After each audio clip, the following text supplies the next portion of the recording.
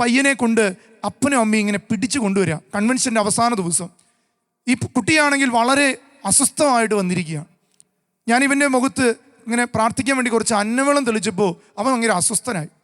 പ്രിയപ്പെട്ടവരെ, അങ്ങനെ ഞാൻ ഇവന് വേണ്ടി പ്രാർത്ഥിക്കാൻ നിന്നപ്പോൾ എൻ്റെ ഉള്ളിൽ ഒരു ഉൾവിളി തോന്നി, ഈ കുഞ്ഞിന് വേണ്ടിയിട്ടല്ല പ്രാർത്ഥിക്കേണ്ടത്, ഈ കുഞ്ഞിൻ്റെ അപ്പനെ അമ്മയ്ക്ക് വേണ്ടി പ്രാർത്ഥിക്കാൻ. ഞാൻ അങ്ങനെ ഈ മാതാപിതാക്കളെ കാണുകയാണ് പ്രിയപ്പെട്ടവരെ. ഇവരെ കണ്ടപ്പോൾ എനിക്ക് മനസ്സിലായി, ഇവർ കുമ്പസാരിച്ചിട്ട് നാളുകളേറെ പാപസുഖത്തിൽ ജീവിക്കുക. അങ്ങനെ ഇവർ രണ്ടുപേരും കുമ്പസാരിക്കുന്നു, ഇവർക്ക് പാപബോധം കിട്ടുന്നു, ഇവരനുദപിക്കുന്നു. പ്രിയപ്പെട്ടവരെ, ഇതെല്ലാം കഴിഞ്ഞ് ഇവർക്ക് വേണ്ടി പ്രാർത്ഥന കഴിഞ്ഞിട്ട് ഈ 5ാം ക്ലാസ്സിൽ പഠിക്കുന്ന ഈ കൊച്ചിനെ ഞങ്ങളുടെ അടുത്തേക്ക് കൊണ്ടുവരുമ്പോൾ ഉണ്ടായ കാര്യം എന്താണെന്നറിയോ? ഈ കൊച്ചിന് ഒരു പ്രശ്നവുമില്ല. ഭയങ്കര അസ്വസ്ഥനായ ഈ കുഞ്ഞിന് ഒരു പ്രശ്നവുമില്ല. പ്രിയപ്പെട്ടവരെ, തിരിച്ചറിയണേ, മാതാപിതാക്കൾ കുമ്പസാരിച്ചപ്പോൾ കൊച്ചിലേക്ക് കൃപ വന്നത് എന്തുകൊണ്ടാണ്? ഒരു വചനം നമ്മളെ ഓർമ്മപ്പെടുത്തുന്നുണ്ട്, ഫലത്തിൽ നിന്ന് വൃക്ഷത്തെ തിരിച്ചറിയാം. ഫലത്തിൽ നിന്ന് വൃക്ഷത്തെ തിരിച്ചറിയാം. ഇന്ന് അനേകം കുടുംബങ്ങളിൽ മാതാപിതാക്കൾ മക്കളെ പ്രതി കരയുമ്പോൾ നമ്മുടെ പാപാവസ്ഥകളെക്കുറിച്ചൊന്ന് കരയുന്നത് നല്ലതല്ലേ?